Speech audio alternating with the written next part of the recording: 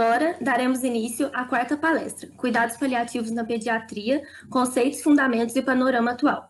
Como palestrante, contamos com a presença da doutora Carolina Fonseca, a qual é médica especialista em pediatria, terapia intensiva pediátrica e sua área de atuação é em medicina paliativa pediátrica. Além disso, Carolina é mestre em Ciências da Saúde pela Universidade Federal de Minas Gerais, professora do módulo de Cuidados Paliativos da Faculdade Unimed e coordenadora médica do programa Cuidados Paliativos e Atenção Domiciliar, no Hospital Infantil João Paulo II, FEMIG. Caso deseje fazer alguma pergunta à palestrante, disponibilizamos em nosso story do Instagram uma caixinha de dúvidas. Além disso, se preferir, você pode mandar suas dúvidas via formulário presente na descrição. Agora, dando início à palestra, somos muito grata pela participação da doutora Carolina e estendemos a palavra a ela. Oi, boa tarde. Vocês já estão vendo a minha tela? Já estão conseguindo me ver? Tá tudo certinho? Sim, tudo certinho. Que bom. Queria começar, então, agradecendo imensamente o convite de vocês. Não tem nada que me dá mais alegria do que participar de eventos feitos para estudantes, né, pessoas que estão se formando. Vocês me contaram que tem uma equipe, né, multi aí, tem alunos de várias áreas profissionais, então tem pessoal da medicina, né, da enfermagem, da fisioterapia, da TO, da psicologia, e eu fiquei muito feliz, e aí vou ter que discordar do doutor Alexandre, que falou antes de mim, que realmente eu acho que mais do que o autismo, o cuidado paliativo precisa muito e só consegue funcionar se a gente tiver uma equipe multi. Então, é um tema muito novo, né, como eu vou mostrar para vocês, mas extremamente importante, independentemente da área de atuação que a gente for trabalhar, porque o cuidado paliativo, ele vê a pessoa como um todo, ele não vê partido, não vê só uma característica. Então, isso é muito importante a gente levar para a vida. Eu brinco com o pessoal que trabalha comigo, que depois que eu fiz a pós de cuidado paliativo, mudou não só a minha forma de atuação com os pacientes com doenças graves, mas também a minha forma de atuação no ambulatório de puericultura com crianças saudáveis, na minha forma de lidar com meus filhos, com meus pais, com meus irmãos, com meu marido. É uma filosofia mesmo, assim, de vida. Então, espero que vocês gostem. Se vocês quiserem fazer pergunta, e no final vou estar à disposição para responder, tá bom? Eu não tenho nenhum conflito de interesse com a indústria.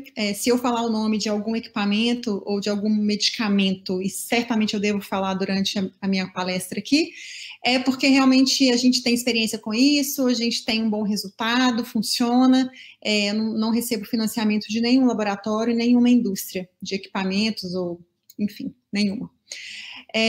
Então, como eu estava dizendo para vocês no começo, cuidado paliativo é uma coisa muito recente, né? Começou na década de 60 em Londres, com essa pessoa que está na foto, que é a Dame Cicely Saunders. Ela era assistente social em um hospital e que prestava principalmente atendimento a pacientes com câncer, e ela começou a perceber que aqueles pacientes tinham um sofrimento que era muito além da doença em si. E ela não se sentia, então, capacitada para resolver tudo isso sendo assistente social. Então, ela resolveu fazer enfermagem, e ela se formou como enfermeira, continuou trabalhando no mesmo hospital, mas ela sentiu ainda que ela precisava de mais para conseguir ajudar mais, e aí ela se formou em medicina. Então, ela é uma assistente social, ela é uma equipe multi, né, não em uma pessoa só, ela é assistente social, enfermeira, médica, para poder fazer realmente um cuidado integral para o paciente e para a família dele. E, ao mesmo tempo que ela desenvolvia esse conceito lá, né, o embrião do cuidado paliativo na Inglaterra, a Elizabeth Kübler-Ross fazia a mesma coisa nos Estados Unidos. Aqui no Brasil, é muito, muito recente. Os primeiros relatos de serviços organizados de cuidado paliativo são da década de 90, do início dos anos 90. A academia que representa o cuidado paliativo no Brasil, que é a Academia Nacional de Cuidados Paliativos, ela só foi fundada em 2005. E é um site muito bom, se vocês quiserem entrar, tem muito material, quem gosta dessa área, quem quer estudar, tem um manual muito bacana que vai ser revisado esse ano e vai sair agora a terceira edição, e ele é liberado, é amplo acesso, então é um site bom, assim, para quem gosta de cuidado paliativo, visitar, e lá eles divulgam todos os eventos de cuidados paliativos que estão acontecendo no Brasil, é bem bacana. Em 2009, o Conselho Federal de Medicina incluiu pela primeira vez cuidado paliativo como um princípio fundamental no Código de Ética Médica.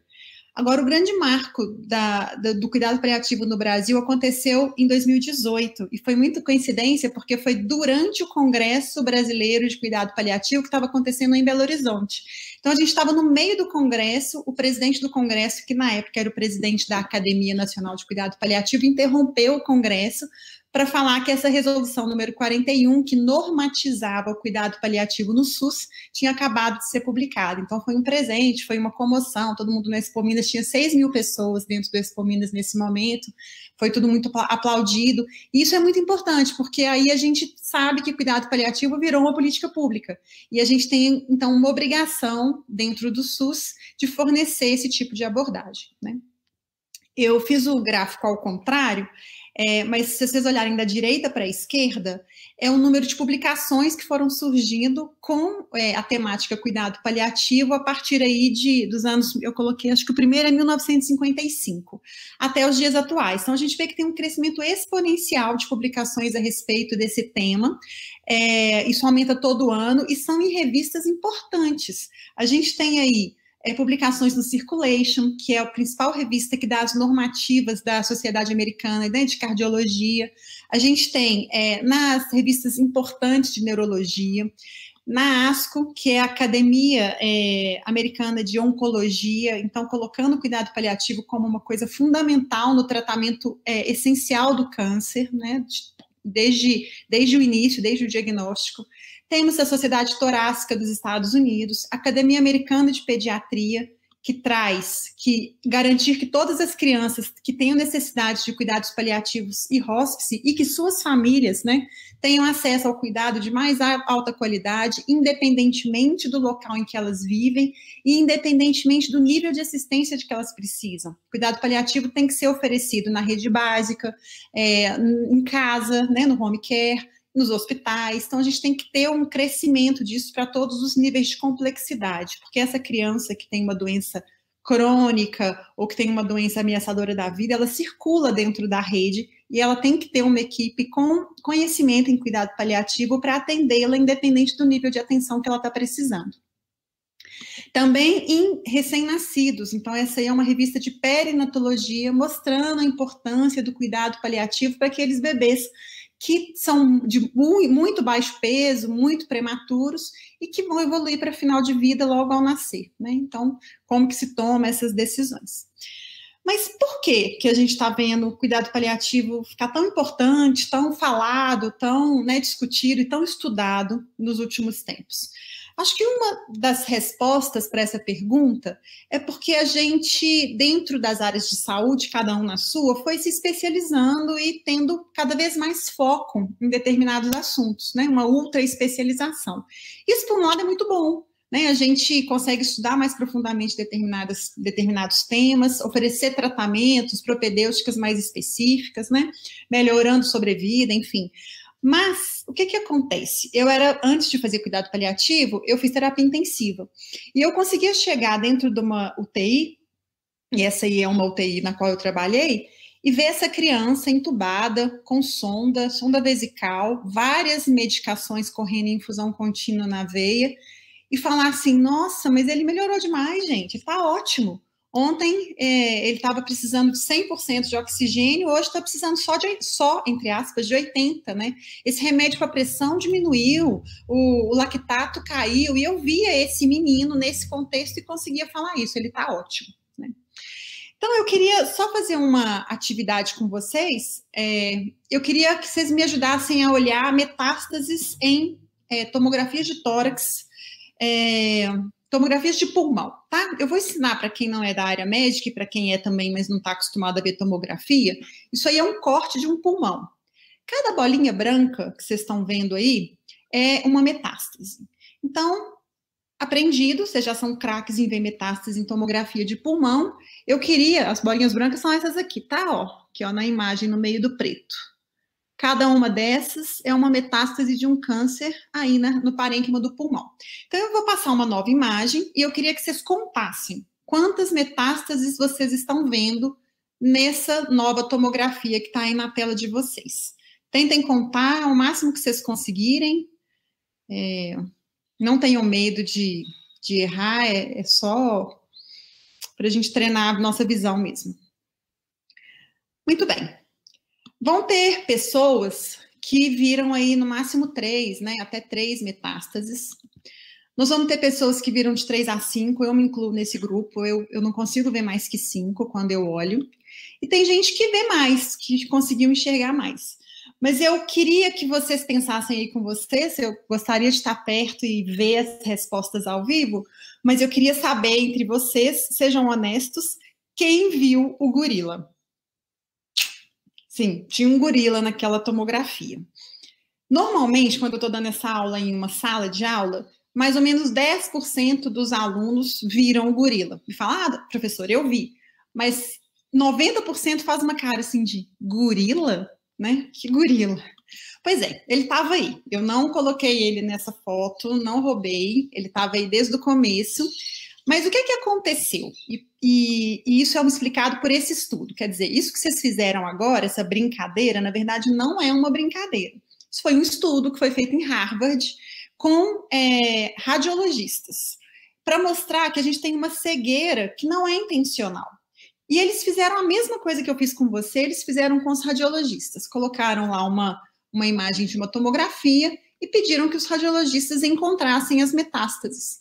E eles ficaram lá procurando metástase, né? O olho buscando aquilo que eles aprenderam a olhar, a metástase. E pasmem, gente, olha só o resultado. Cerca de 83% dos radiologistas não viram o gorila. Então, por que isso? É porque eles não sabem a tomografia? Não, eles sabem, eles são especialistas nisso. Mas eles estavam procurando metástase e não viram gorila. Então, isso é uma cegueira não intencional. Quando a gente está cuidando de um paciente muito grave como esse, né, que eu mostrei anteriormente, eu fico olhando os parâmetros que eu aprendi a olhar dentro do CTI. Eu quero saber a pressão arterial, uso de aminas, como que está a ventilação mecânica, a diurese, né? Mas quem que é esse menino aí que está aí deitado nessa cama? Porque ele pode ser o Antônio. O Antônio era um menino previamente ígido, ele internou ontem, chegou em choque séptico por causa de uma pneumonia comunitária. E aí tem todo sentido essas bombas todas, a sonda, o tubo, a monitorização. Isso é importante, porque esse menino pode melhorar dessa pneumonia, desse choque séptico e voltar a ser uma criança com uma funcionalidade, uma qualidade de vida normal, muito perto do que ele tinha antes de se internar. Mas ele também pode ser o Alexandre. E o Alexandre era um adolescente com uma fibrose cística, que é uma doença crônica, em que fibrosa mesmo o pulmão, em uma fase avançada, que já não tinha mais nenhuma proposta terapêutica, não era candidato a transplante de pulmão, e que tinha pedido para a mãe dele, mãe, não me leva para o CTI, não deixa me entubarem, eu quero morrer em paz com você aqui no quarto. Mas só que ele piorou no plantão noturno. E aí o médico que estava de plantão falou, no meu plantão, não morre, vai para o CTI, vai ser entubado. E aí chegou no CTI, gente, o pensamento do intensivista, ele é treinado para isso. Então é tudo, tubo, sonda vesical, amina, né? E vamos lá. Outro motivo pelo qual a gente está vendo o cuidado paliativo crescer muito é porque a gente tem pânico de morte. Lá em casa, quando eu comecei a estudar paliativo, a gente começa a falar sobre morte com todo mundo, né? Com filho, com mãe, com primo, com irmão. Eu vinha com esse assunto, né, de falar como que eu gostaria de morrer, para tentar entender os valores da minha família, né, da minha mãe, do meu pai, principalmente, que são idosos. E aí vinha assim, não, sai para lá, não quero nem ouvir esse assunto, lá vem você com esse papo de novo, gente, vamos lá na cozinha, e pum, fugia, né? Porque na nossa cultura, a gente tem que morrer escondido, né? A morte, a própria figura dela é essa pessoa aí, que nem sei se é uma pessoa, mas é a morte, né? Tampada com um pano preto, você não vê o rosto, tem uma foice na mão, né? Então, hoje, essa figura, ela faz com que a gente queira esconder mesmo a morte. Infelizmente, atualmente, as mortes, em geral, acontecem dentro do hospital, não mais nas casas, como acontecia antigamente, e dentro do hospital, no lugar mais escondido do hospital, que é o CTI. Muito bem. Então, vai todo mundo morrer no CTI, sozinho, cheio de fio, no frio, ar-condicionado gelado, enfim.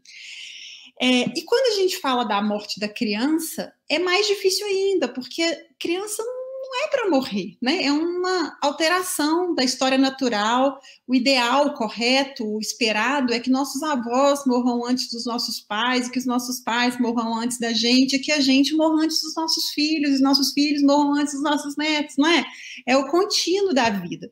Então, quando a gente vê uma criança gravemente doente e perto do momento da morte, é muito difícil de aceitar mesmo. Eu não condeno quem faz obstinação terapêutica ou eutanásia, porque é um anjo, não é para morrer, tem a vida inteira pela frente, né? Então, isso é outro motivo. E nós somos condicionados, profissionais de saúde em geral, a brigar contra a morte. A gente é condicionado e aprende desde o primeiro período da faculdade a manter a vida a qualquer custo, porque a vida é soberana, né? Só que a gente não aprende que vida biológica é diferente de vida biográfica. E a gente vai conversar um pouquinho sobre isso também daqui a pouco, né?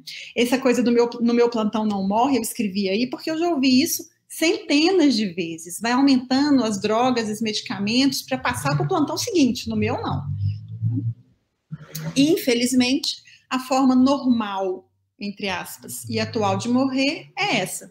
Dentro da UTI, cercado por equipamentos, você nem sabe quem que é esse paciente, porque não dá para ver mais nada, né? Sozinho, num ambiente frio, solitário, então, muito ruim.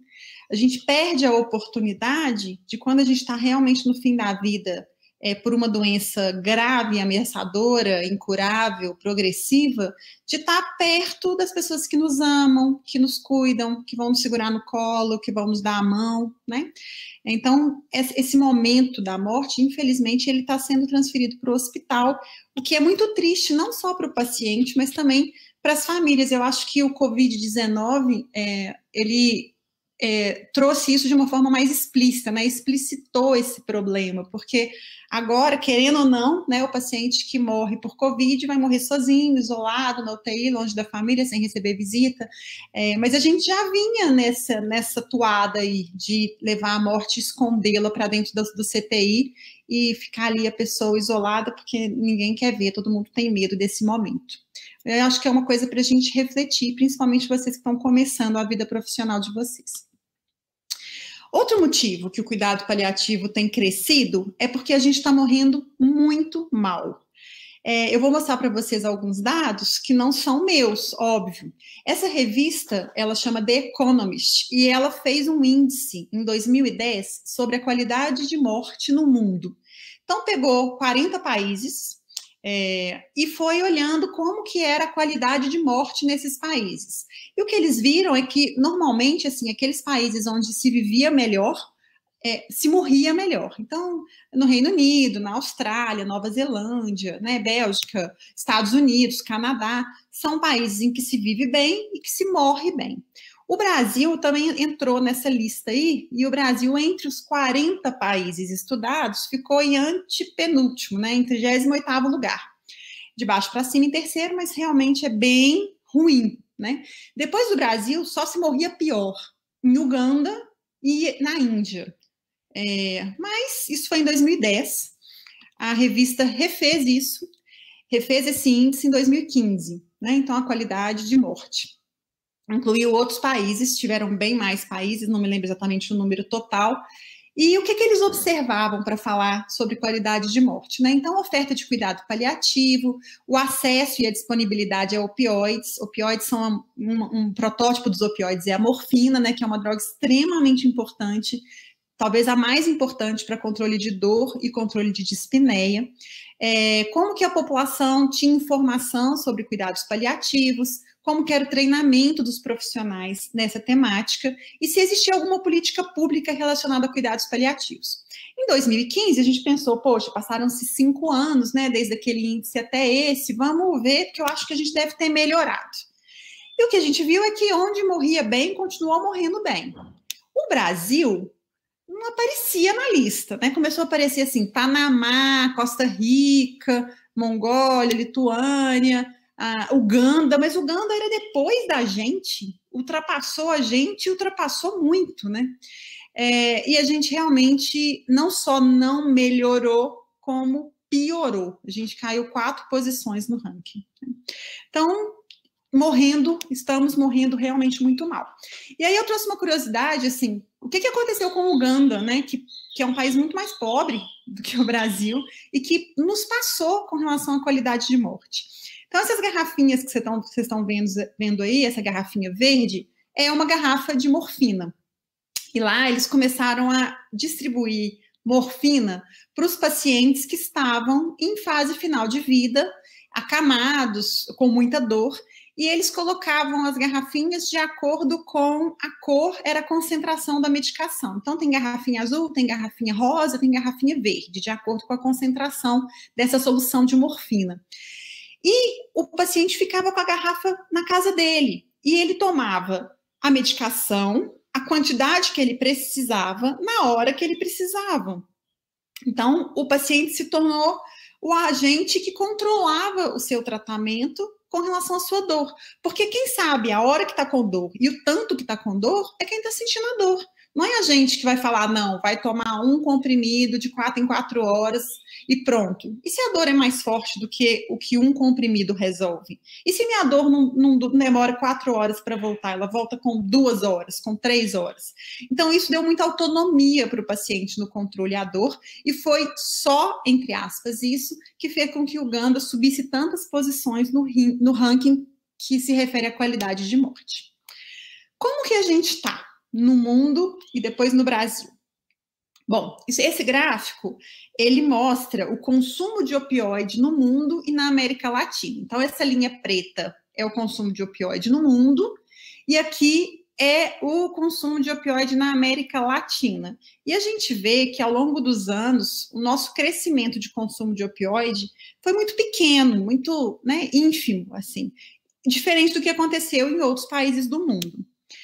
E aí a gente começa a ver e a não mais usar opioide, a ter medo de prescrever opioide, porque houve uma epidemia, né, de mortes por intoxicação por opioide que aconteceram nos Estados Unidos, e a gente imita, né, a gente acaba copiando um pouco as coisas de lá, achando que os problemas de lá são os mesmos que os nossos. E, infelizmente, são bem diferentes, né? Então, por exemplo, essas revistas todas mostrando epidemia de drogas, opioides causam 11 de setembro em mortes a cada 3 semanas nos Estados Unidos.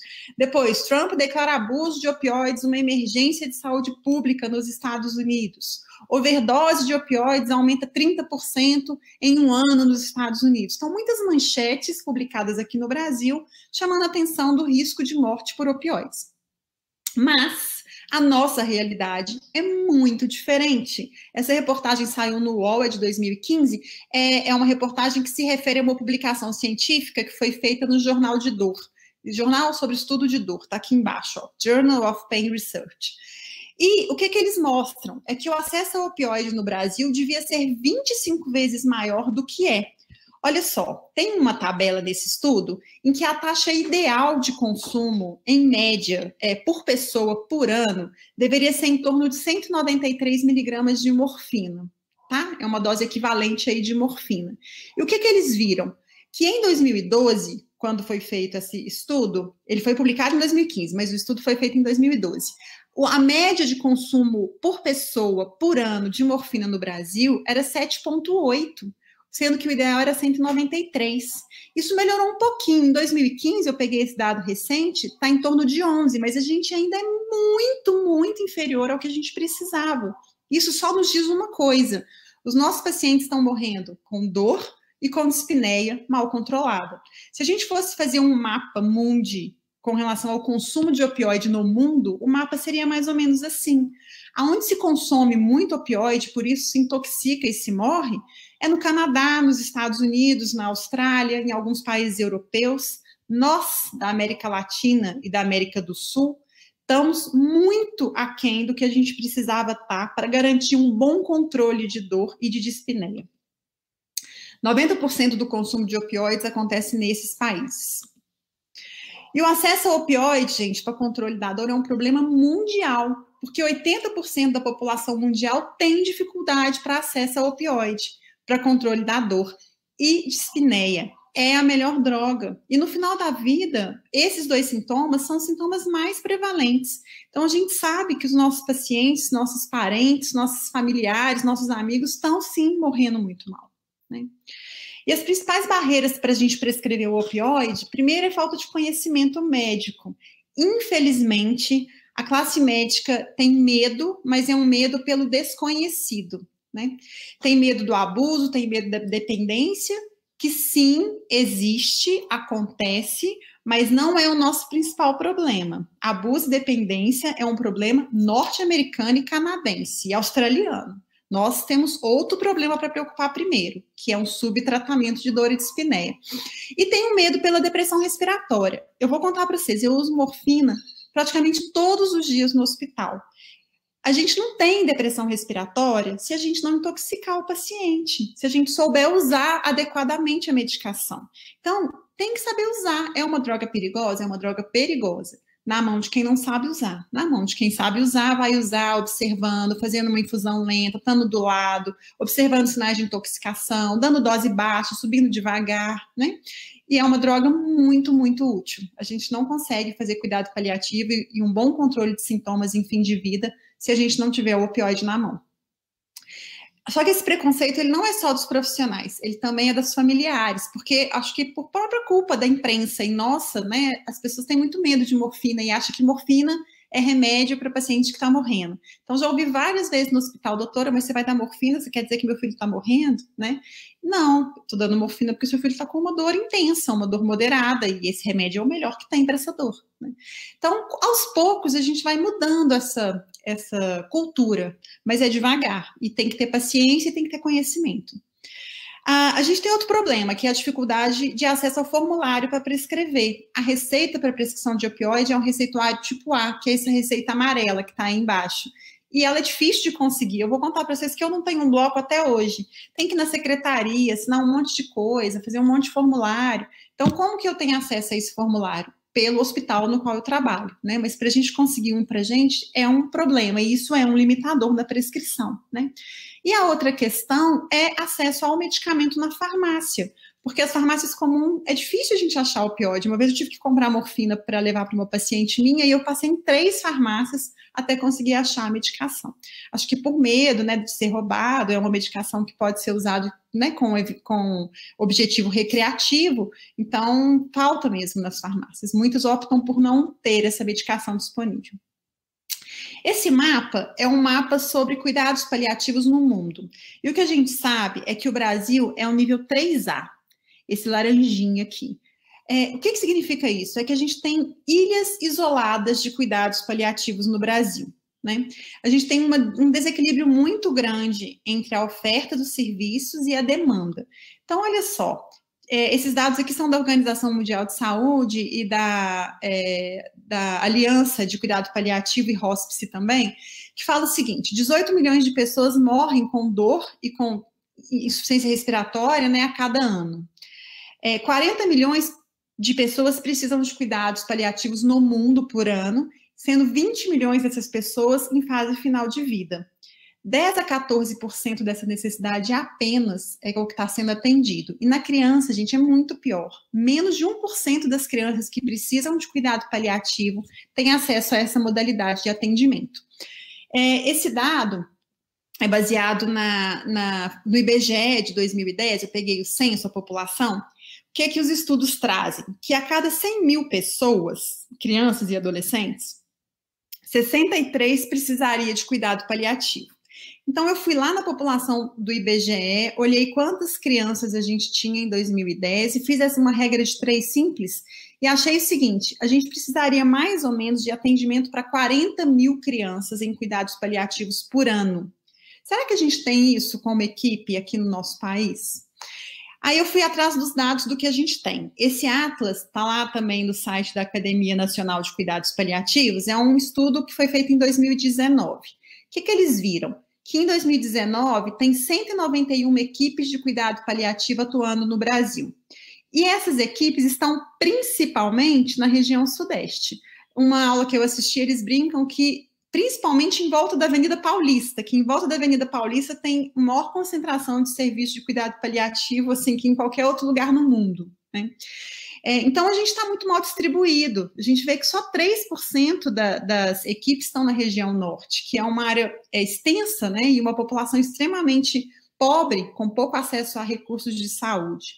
E quando a gente olha a pediatria, desses 191 serviços, só 77 atendem pediatria, e dos 77 que atendem pediatria, 43 estão na região sudeste. Então, o que a gente sabe é que nós somos poucos e estamos muito mal distribuídos. A grande concentração é na região sudeste mesmo, o resto do país fica com uma assistência pequena. E mesmo na região sudeste, a gente vê que falta muito serviço, porque eles são concentrados nas capitais. Então, tem em Belo Horizonte, tem no Rio, tem em São Paulo, tem no Espírito Santo, mas quando você começa a ir para o interior, eu imagino que vocês devam ter essa experiência aí, é difícil a gente achar um serviço que atende cuidado paliativo, uma equipe com formação adequada e principalmente que faça cuidado paliativo pediátrico, né? Outra questão é a questão da educação. Enquanto nos Estados Unidos, no Canadá e em outros países desenvolvidos, todos os médicos têm que ter desenvolvimento básico na sua formação de características que o deixe bem nos quesitos de comunicação, de relacionamento multiprofissional, em controlar sintoma. Todas as faculdades de medicina têm pelo menos 17 horas de treinamento em cuidado paliativo, distribuído ao longo aí dos anos.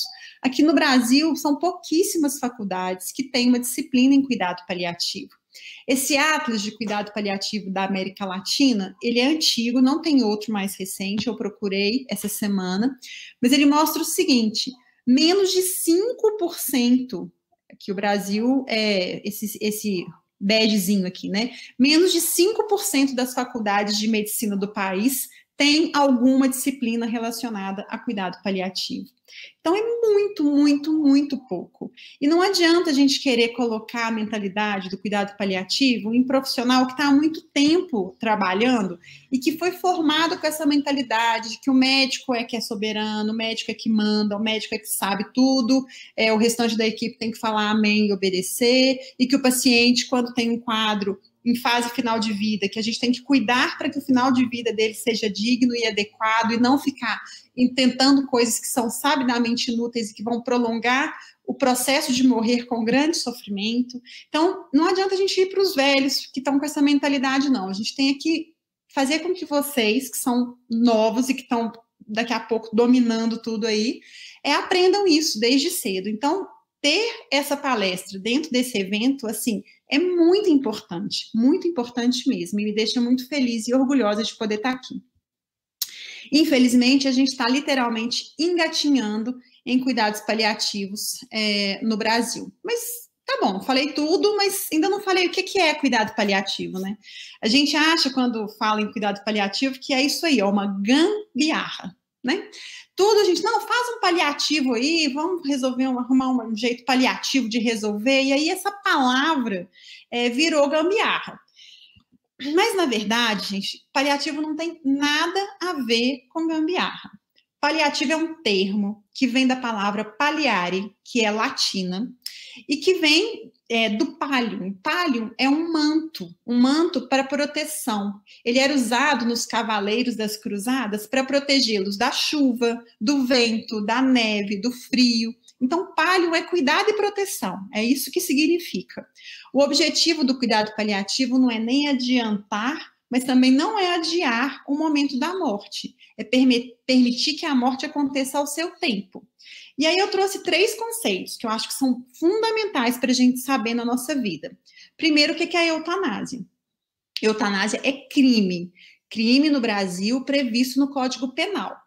E o que é isso? A gente faz alguma coisa ou deixa de fazer alguma coisa, mas o nosso objetivo é que o paciente morra. O final do ato que provoca a eutanásia é a morte.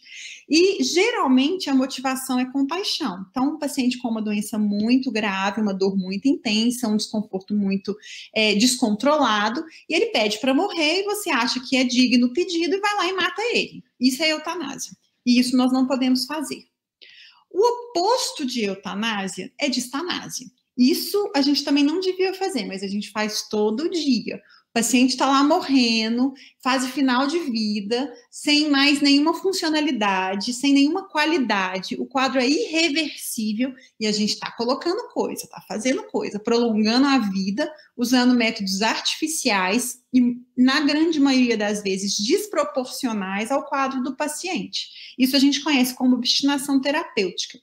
Isso não é crime, mas está virando. A Luciana Dadalto é uma advogada que trabalha muito com a autonomia do paciente, e ela conta, quando ela dá aula, sobre casos de médicos e profissionais de saúde que já estão sendo processados por praticarem eutanásia contra a vontade do paciente e da sua família, né? Então, isso daqui a pouco não vai ser tão visto como a gente vê hoje.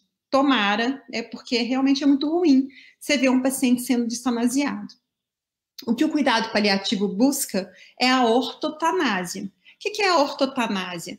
É a gente preservar o direito à morte digna. A gente não vai fazer nada, nenhum tratamento, nenhuma propedêutica, nenhum procedimento que seja fútil e que cause um sofrimento injustificado quando a gente está em situações de irreversibilidade. O que a gente quer é cuidar do processo de morte, para que ela aconteça no seu tempo, já que é um processo irreversível, e a gente vai respeitar o processo de evolução natural da doença. Se a gente fosse olhar graficamente, essa curva vermelha aqui, que vocês estão vendo, é mais ou menos a curva de evolução das principais doenças oncológicas.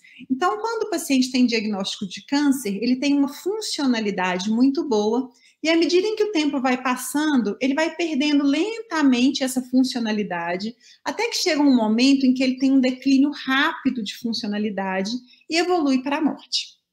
Bom, quando eu faço alguma coisa aqui neste momento, ou em qualquer momento dessa curva, antes do período da morte, e eu provoco a morte desse paciente, eu estou praticando eutanásia. Quando eu ajo, o paciente está aqui, ó, em franco final, a gente está vendo que ele está chegando no final da vida, com a funcionalidade muito baixa, e eu estou fazendo coisa, estou reanimando o coração, estou mudando antibiótico pela 8ª vez, entrei com a amina mais alta, mudei, e eu vou prolongar um pouco esse processo de morte. E ele vai morrer aí horas, dias, depois do momento em que ele morreria naturalmente. Isso é distanásia, porque isso causa um grande sofrimento, não só no paciente que está sendo submetido a tudo isso, mas a sua família que está vivenciando com ele tudo isso, né? E a ortotanásia, que é o nosso foco no cuidado paliativo, a gente vai cuidar para que esse processo seja o menos sofrido, o menos angustiante possível para todo mundo, mas a gente não vai interromper a vida antes, nem depois do momento em que a morte aconteceria naturalmente. A definição da OMS, ela é o seguinte: cuidado paliativo na verdade, uma abordagem, né, promovida por uma equipe multidisciplinar. Então, gente, não dá para fazer cuidado paliativo sozinho. Quando a gente fala em cuidado paliativo, eu tenho que ter essa equipe aí que eu coloquei para vocês. O médico é só um dos componentes e eu garanto para vocês que ele não é o mais importante. Não existe isso quando a gente trabalha de forma horizontal. Médico é tão importante quanto o enfermeiro, quanto o fisioterapeuta, quanto o fono, quanto o terapeuta ocupacional, dentista, farmacêutico, todos trabalhando de forma integrada, porque nenhum de nós é tão bom sozinho como quanto somos bons quando estamos juntos, né? E aprender a trabalhar em equipe é uma coisa que a gente, infelizmente, não aprende na faculdade, principalmente na faculdade de medicina. O que se fala o tempo inteiro é que o médico é que sabe, o médico é que é responsável, o médico é que... Então, a gente não aprende. E quando a gente vai para uma área que a gente precisa trabalhar com equipe multi, como, por exemplo, o autismo, né, que vocês tiveram aula antes, a gente reconhece assim, que a gente não encontra tudo na gente, a gente precisa do conhecimento do outro.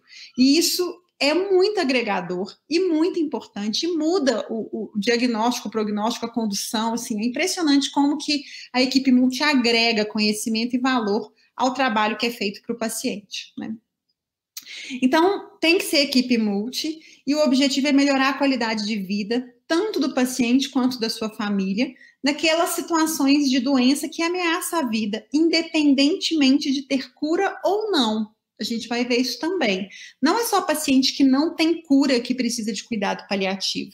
Quando a gente faz um diagnóstico de um câncer, de uma leucemia, por exemplo, a gente pode ou não curar. E esse paciente tem indicação de cuidado paliativo desde o início, desde o diagnóstico da doença. Aqui é uma lista de doenças da Sociedade Brasileira de Pediatria que tem indicação de abordagem de cuidado paliativo. Então, vocês vão ver, tem doenças em que a cura é possível. Foi o câncer que eu falei, cardiopatias congênitas, que vocês acabaram de ter aula sobre isso. Todo paciente com uma cardiopatia congênita complexa tem indicação de ser abordado pela equipe de cuidado paliativo, porque pode dar tudo certo na cirurgia, mas também pode falhar.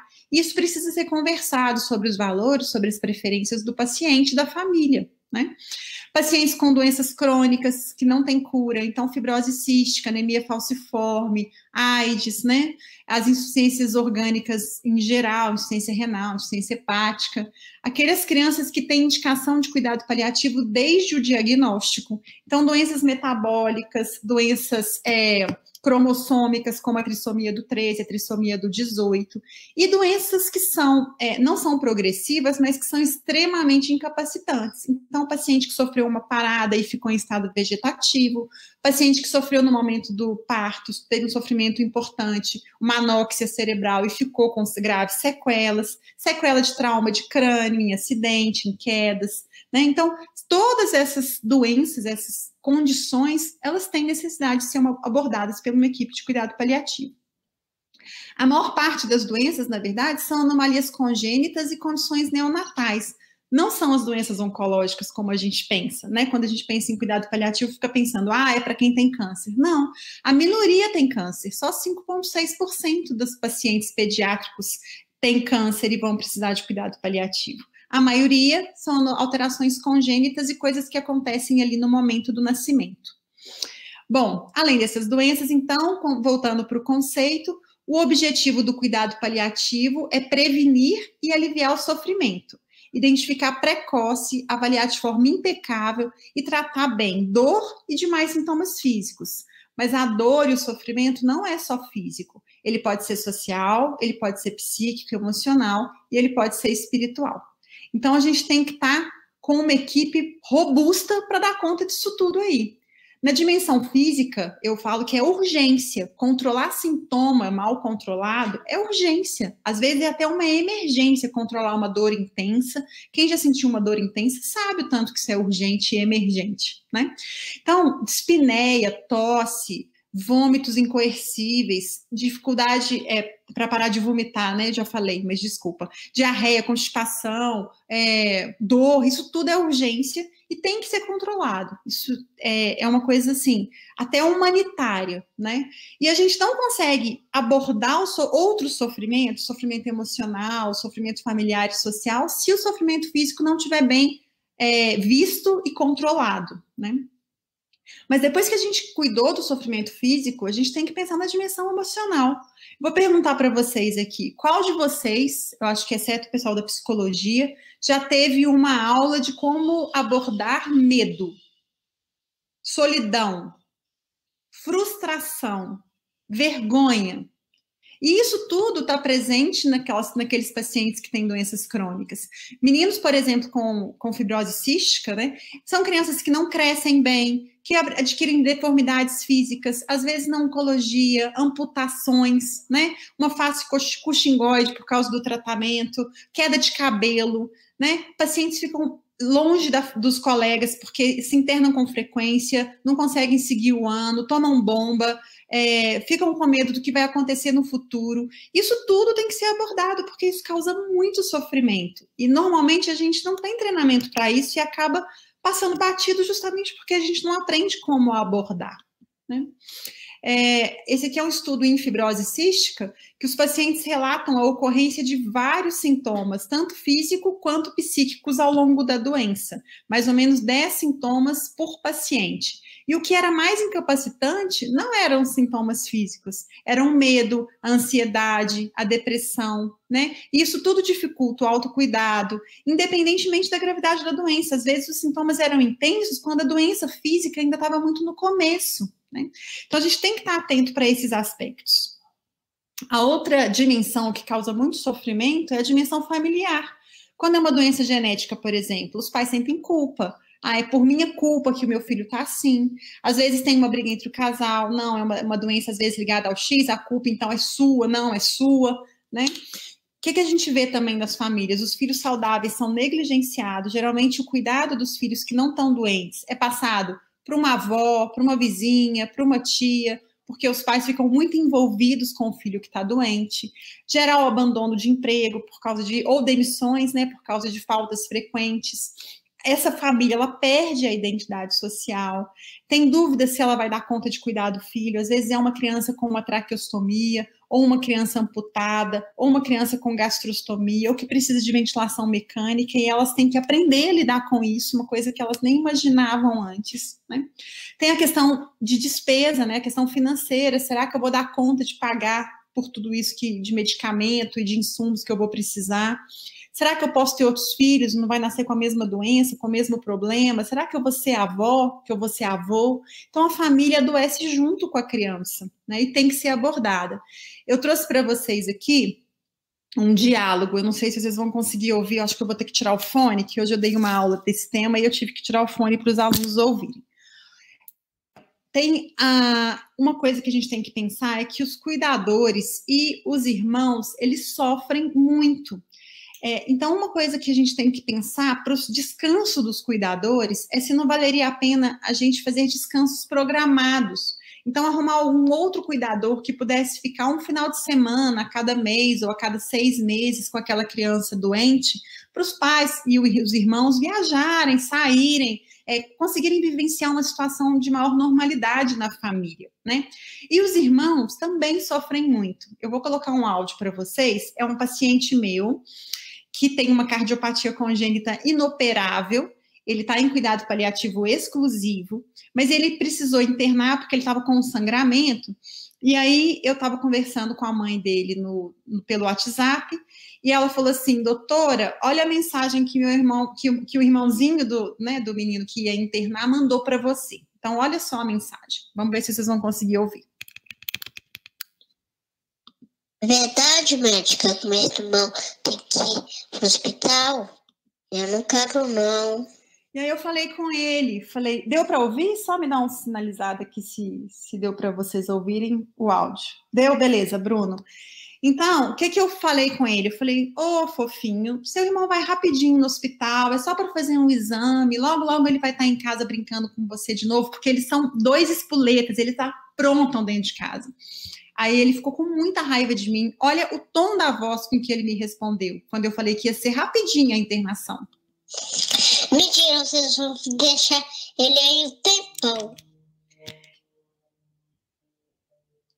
Então, gente, tem um sofrimento muito grande dos irmãos que ficam em casa e que são realmente negligenciados e perdem o convívio, porque esse menino, além de perder o convívio com a mãe, vai perder o convívio com o irmão, que é o amigo dele, né, o companheirão, assim. A outra coisa é o desafio financeiro. Toda vez que a gente tem uma doença crônica com grande necessidade, né, de medicamentos, e geralmente precisa de tomar muito remédio, precisa de equipamento, ventilação mecânica, saturímetro, aumenta muito o gasto da família, né, com aluguel, com conta de luz. E, ao mesmo tempo, ocorre uma redução da renda familiar, porque geralmente o cuidador principal, ele sai do mercado de trabalho, ele vai cuidar desse menino dia e noite, e aí a renda é realmente prejudicada. Então, é importante a gente lembrar da assistente social, que é um povo que nos ajuda demais, para tentar ajudar essa família com alguns benefícios que o governo oferece, por exemplo, o benefício de prestação continuada, que é um salário mínimo por mês para as famílias que têm pacientes com dependências, né, com alto grau de dependência. Às vezes tentar conseguir um aluguel social, e aí eu confesso para vocês que a gente nunca conseguiu, é muito difícil. E uma grande chave, assim, uma grande ajuda vem da comunidade. Às vezes a gente precisa acionar, sim, a igreja, a família, os vizinhos, a equipe do hospital, para poder ajudar a comprar um equipamento, algum remédio, ou, enfim, lembrar que a comunidade, graças a Deus, o brasileiro é um povo muito solidário, assim, e quando percebe que é uma causa nobre, uma causa justa, não hesita em ajudar. Então, envolver a comunidade é muito importante.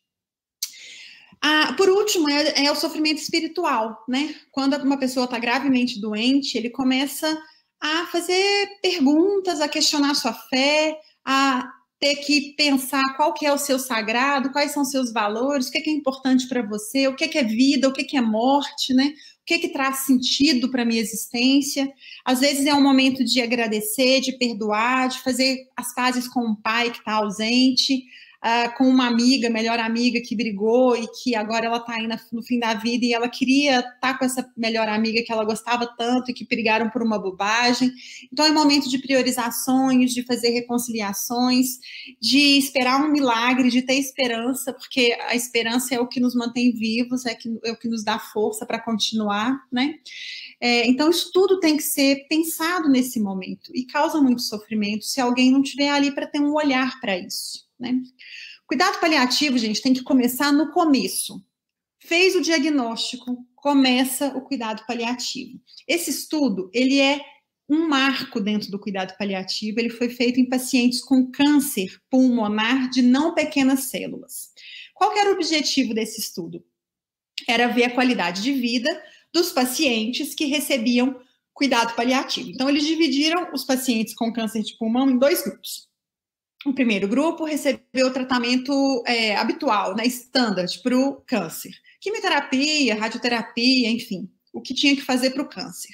O outro grupo recebeu o mesmo tratamento, que tinha que ser feito mesmo, mais uma abordagem da equipe de cuidado paliativo.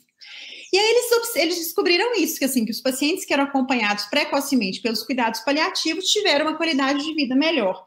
Para mim, que trabalho com isso, era muito óbvio. Mas o que eles não imaginavam foi um desfecho secundário que eles encontraram, é que a sobrevida dos pacientes que estavam em cuidado paliativo foi maior. E não foi pouco maior, não. Foi 3 meses maior. Quem trabalha com oncologia sabe que muitos quimioterápicos caríssimos, que demoram anos para serem desenvolvidos e que são lançados no mercado, assim como uau, vai ser curativo, aumenta a sobrevida aí em 1, 2, no máximo 3 semanas. O cuidado paliativo, que é uma coisa barata, simples, aumentou a sobrevida desses pacientes com mais qualidade por 3 meses. E por que isso acontece? E a gente vê isso acontecendo na prática. Paciente morrendo, vai para a equipe de cuidado paliativo, sobrevive, assim, muito. Porque quando a gente tem uma dor bem controlada, a gente dorme melhor, a gente se alimenta melhor, a gente tem espaço para falar sobre nossos medos, sobre nossos sonhos, sobre nossas angústias. E isso prolonga a nossa vida, e prolonga a vida com qualidade. Então, esqueçam esse modelo de cuidado que você vai cuidar do paciente que tem uma perspectiva de cura. Então, você faz tudo para esse paciente ser curado, mas, de repente, não tem mais perspectiva de cura, aí você sai de cena e passa esse paciente para a equipe de cuidado paliativo. Não é isso. Cuidado paliativo e abordagem curativa não são portas que você sai de uma e entra na outra.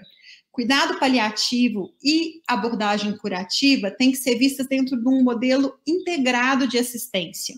Quando tem um diagnóstico, que é aqui no comecinho do gráfico, eu vou investir muito na terapia que muda a doença, na terapia curativa. Mas como é uma doença que ameaça a vida, eu já coloco aqui uma pontinha da equipe de cuidado paliativo para estar acompanhando esse paciente junto comigo.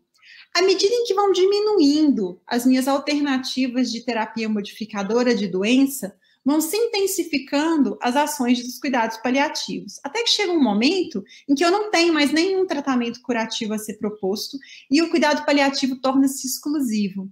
E o que é mais maravilhoso no cuidado paliativo é que ele não acaba no momento da morte. Ele cuida do luto de quem ficou. Então, lá no hospital é muito bacana, a gente faz a visita domiciliar pós-óbito. 1 mês depois que as crianças morrem, a gente visita as famílias. E é impressionante a potência dessa visita, porque ali a gente fecha as dúvidas, as coisas que não ficaram muito claras, é o momento da família chorar e falar o que foi mais importante naquele processo de doença, desabafar e muito um momento de gratidão. A gente recebe muita gratidão dessas famílias pelo cuidado que foi oferecido ao longo do processo, né? Então, a gente vai aumentando a quantidade de cuidado paliativo à medida em que a doença vai progredindo. É muito importante essa visita pós-óbito, principalmente nas crianças, porque a perda de um filho tem um risco muito grande de luto complicado. Essas imagens mostram o que é perder um filho, era descrito, né, como um buraco, assim, talvez um buraco que nunca mais consiga ser preenchido. Mas eu estou fazendo um curso de luto com uma ONG que chama Beabá, maravilhosa, que faz um trabalho com crianças com câncer no Rio de Janeiro, e faz parte desse curso a participação de algumas mães que perderam os filhos por causa do câncer. E na quarta-feira passada, na aula que a gente teve, a mãe contou pra gente que ela perdeu, ela não ficou com um buraco, não, ela virou um buraco. Ela não conseguia enxergar para ela mais nenhum lugar no mundo.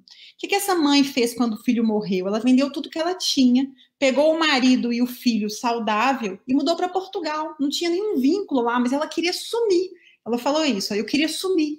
Então, perder um filho pode ser isso, é perder seu lugar no mundo. Então, um risco de um luto complicado muito grande e que a gente tem que estar atento, tem que ver se o que está acontecendo ali naquele um mês depois da perda é um luto normal. O que é um luto normal? É aquele luto que você um dia está voltado para a perda, só quer chorar, não quer sair da cama, está péssimo, com uma dor sem fim, mas que no outro dia você levanta e fala, não, a vida continua, hoje eu vou arrumar meu cabelo, vou no salão, vou fazer minha unha, vou passear com meu outro filho, vou tomar um sorvete, e aí no outro dia você fala, não, meu mundo acabou. Então esse processo assim pendular é o luto normal. Agora, se aquela pessoa está só voltada para a recuperação, todo dia ela levanta, vamos lá, faz festa, vai para a noite, não tem nenhum momento de choro, opa, tem um trem errado aí.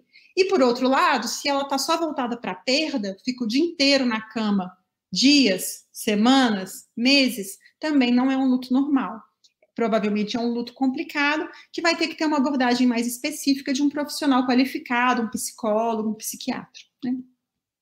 Como que a gente deve oferecer cuidado paliativo? Gente, quem tem que oferecer cuidado paliativo é a equipe que cuida do paciente, são vocês, independente da área que vocês forem trabalhar.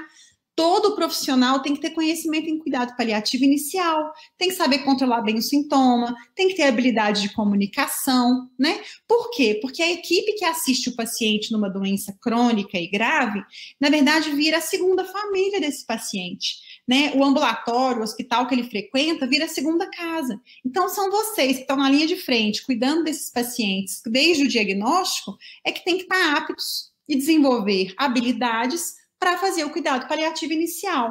Então, a gente tem que aprender a trabalhar em hierarquia horizontal. O médico não manda nada, o médico manda igual todo mundo, e é todo mundo junto, né? A gente tem que saber comunicar, a gente não sabe se comunicar.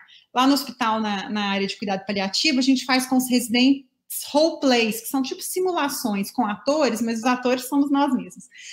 Para aprender a dar uma má notícia, para fazer conversas difíceis, para poder aprender a abordar conflito, definir o que é o objetivo de cuidado, como que se desenha um plano terapêutico, né?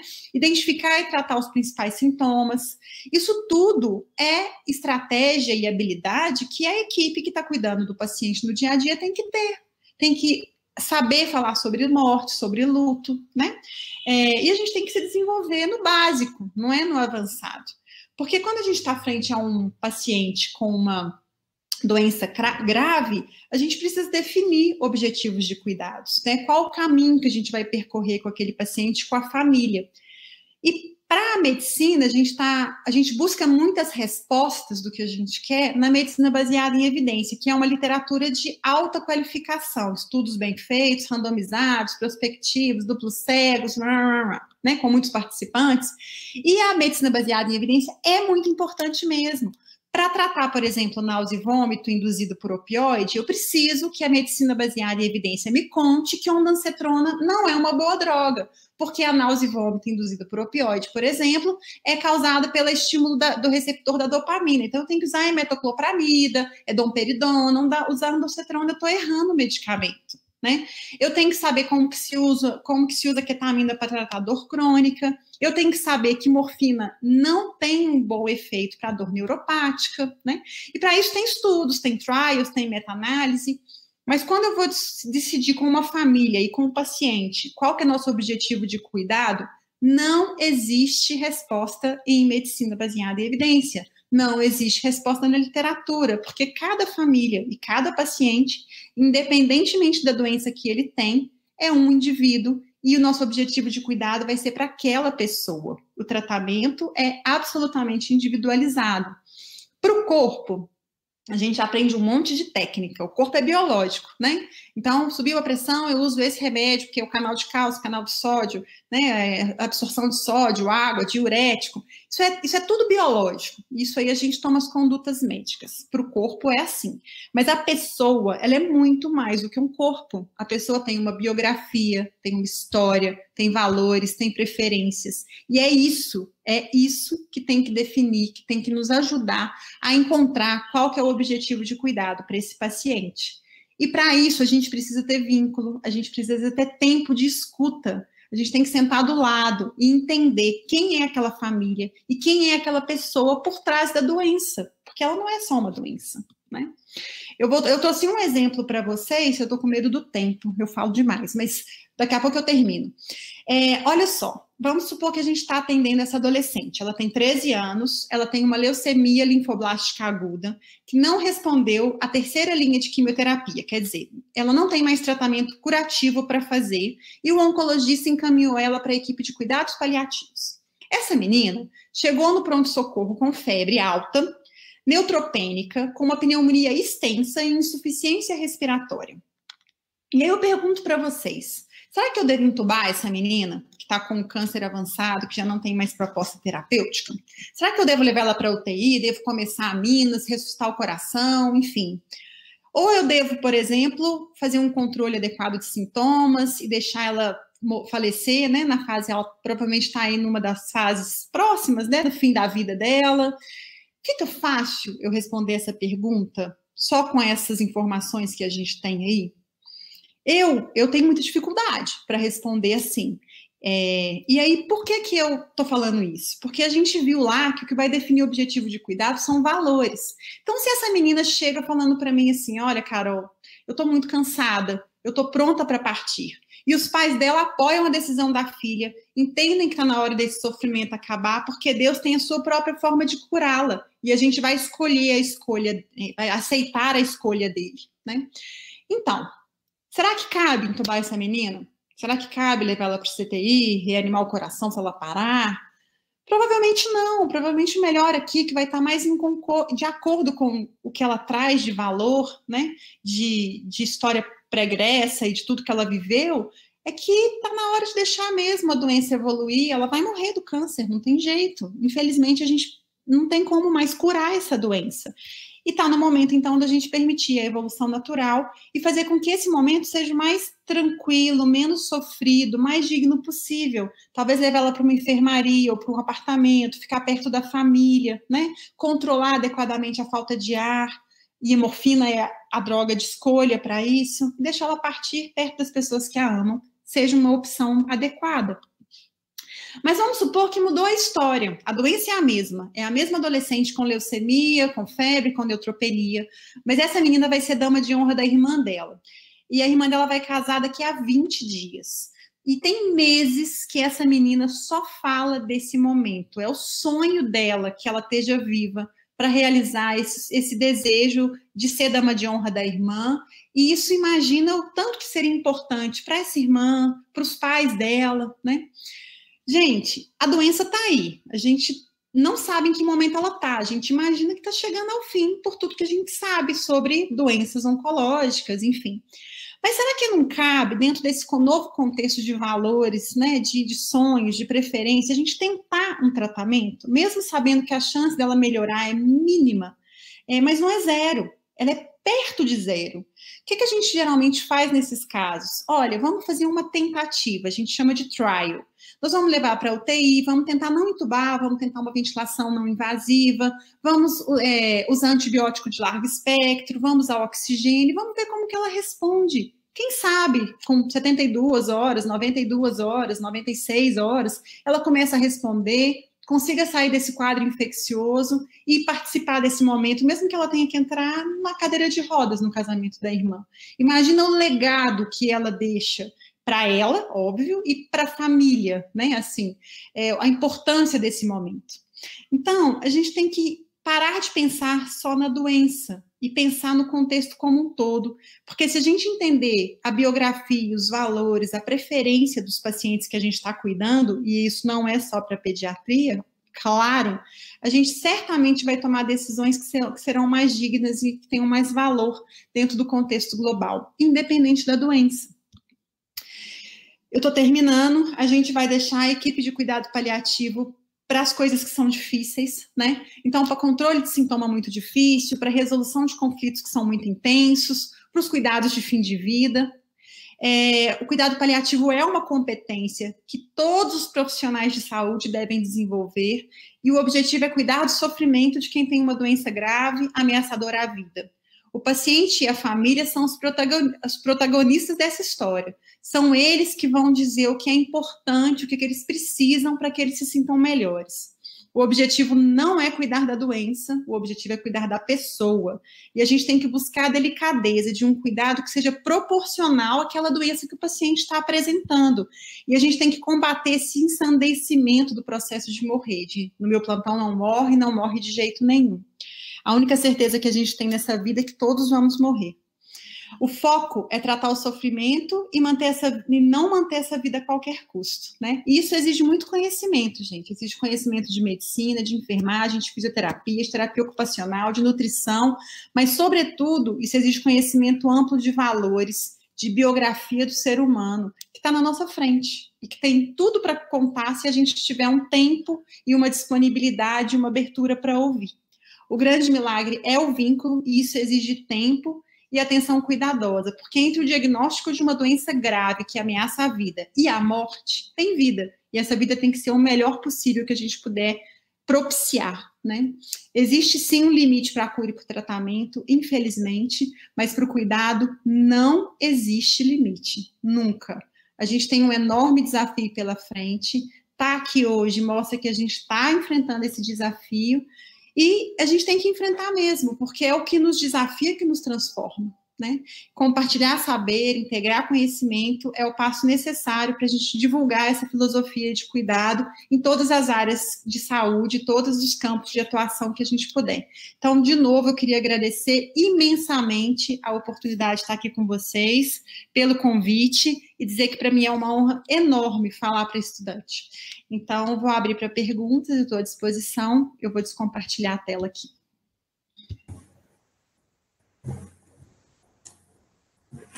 Muito boa palestra. Vou fazer a primeira pergunta. Como lidar com a negação da família frente à conduta do profissional de saúde em optar pelos cuidados paliativos? Tudo bem. Geralmente a negação, ela vem de um desconhecimento. Quando a gente fala em cuidado paliativo, sempre se pensa que é fim de vida, que está morrendo e que não tem mais nada para fazer. Quando a pessoa entende o que é cuidado paliativo, ela não nega, porque é cuidado, é puro cuidado, e é um cuidado holístico, amplo. Então, eu acho que a resposta melhor para essa pergunta é conhecimento, é esclarecimento, é falar do que se trata. Às vezes, lá no hospital, a gente não usa o nome cuidado paliativo. A gente fala equipe de suporte, equipe cuidar, porque o nome tem um estigma mesmo, né? Próxima pergunta. Como aborda o cuidado paliativo infantil com os pais, sendo que a criança já está em estado terminal? Nossa, eu não entendi essa pergunta. A pessoa perguntou como que ela abordaria o cuidado paliativo em uma criança que já está em estado terminal. Pois é, cuidado paliativo é o cuidado total. Então, assim, eu não sei se a pessoa está perguntando o que fazer com uma criança em estado terminal, né? Mas no estado terminal, a gente tem que chamar a família, tá todo mundo perto, cuidar bem dos sintomas de fim de vida, que geralmente é dor, dispneia, às vezes tem sangramento, às vezes tem acúmulo de secreção em via aérea. Então, é aprender a abordar e a cuidar desses sintomas até o momento da morte, né? Outra pergunta. Fora das ilhas, que já temos com cuidados paliativos no Brasil, como podemos trazer esse conhecimento e colocar em prática em pequenas cidades, por exemplo? Assim, estando participando de eventos, identificar pessoas que gostam dessa temática e fazer curso fora do interior. Então, vai para a capital. Agora, com essa coisa do online, ficou muito mais fácil, né? Tem muita capacitação acontecendo dentro dos grupos, muita coisa gratuita no Instagram, né, no YouTube. A gente tem um canal de aulas que chama Hospital HIJPII, Hospital Infantil João Paulo II. É um canal dentro do YouTube, Lá dentro tem várias aulas de cuidado paliativo, de comunicação, então é buscar essa informação. Não é rápido, a gente não se forma rápido e a gente não muda a realidade do lugar que a gente trabalha rapidamente, né? Eu estou há 7 anos trabalhando com cuidado paliativo dentro do hospital e, pasmem, meu hospital é pequeno e ainda tem gente que não sabe o que é cuidado paliativo e não sabe o que eu faço lá dentro. Então, é um trabalho de formiguinha e por isso que eu insisto, o que muda são os acadêmicos e os residentes. São vocês que vão mudar essa realidade. Como médica, como pediatra e também como pessoa, como é lidar com a morte de uma criança? A morte de uma criança é talvez um dos momentos mais dolorosos da profissão da gente, porque, principalmente eu que sou, além de médica, pediatra, eu sou mãe. Então, a gente que tem filho, a gente consegue tentar imaginar o tamanho da dor que é perder um filho, né? Mas isso tem que ser cuidado. Não tem jeito de você, por causa dessa dor, fugir dessa história, deixar aquela pessoa sozinha, sem ser cuidada.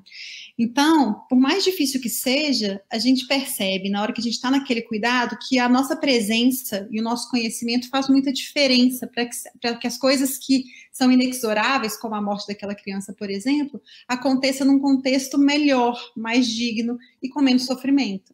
Então, isso apesar de ser muito triste, me traz muita alegria, porque você vê que você consegue mudar uma realidade, né? E as famílias trazem isso depois como gratidão, falar, doutora, foi muito importante estar do meu lado, foi muito importante eu ver que meu filho não sentiu dor no final, foi muito importante eu ver que eu pude ficar com ele no colo, né? Então, isso é muito gratificante para a gente que gosta de trabalhar com cuidado paliativo, né? Mas dói, e a gente chora. A gente recebeu vários elogios pelo formulário de perguntas e a gente recebeu uma última pergunta. Como é essa relação da vontade de um adolescente e a vontade de sua família, da mãe, por exemplo, em cuidados paliativos? Excelente. Isso é uma outra aula, mas eu vou tentar resumir para vocês, que é o seguinte. O adolescente, principalmente o adolescente mais velho, né, depois de 14, 15 anos, em geral, ele tem muita maturidade para entender sobre a sua doença e tem muita capacidade de expressar suas escolhas, né, suas preferências.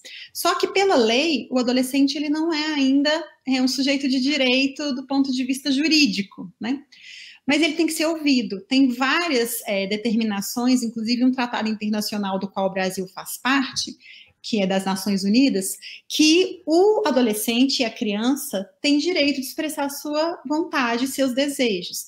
Então, quando a gente pega esse impasse, né, que a gente tem uma família que quer uma coisa e um adolescente que quer outra, o que a gente tem que fazer é tentar colocar a família no lugar do adolescente e falar, olha, quem está sofrendo, quem está vivenciando isso tudo, quem está sentindo essa dor, é essa pessoa, é esse adolescente, é essa criança. Vamos ouvir o que ele tem a dizer, isso é muito importante.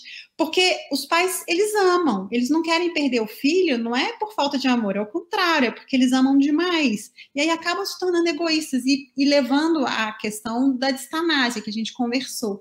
Então, quando a gente mostra isso para o pai e para a mãe, que o sofrimento não está mais valendo a pena, que está muito difícil para o filho que eles amam, em geral a gente consegue um match aí dos desejos do pai, da mãe com o do adolescente. A gente tem que tentar chegar nesse objetivo. E é com conversa. Pai e mãe que ama não quer que o filho morra sofrendo. É mesmo. A gente colocou uma enquete no Instagram, só que poucas pessoas viram, mas a maioria, 61%, deu que tinha visto o gorila naquela foto. Que bom! 61. Fico muito feliz que vocês viram o gorila. Tem que ver o gorila mesmo. A visão tem que ser ampla. Tem que ver tudo. Para de procurar metástase.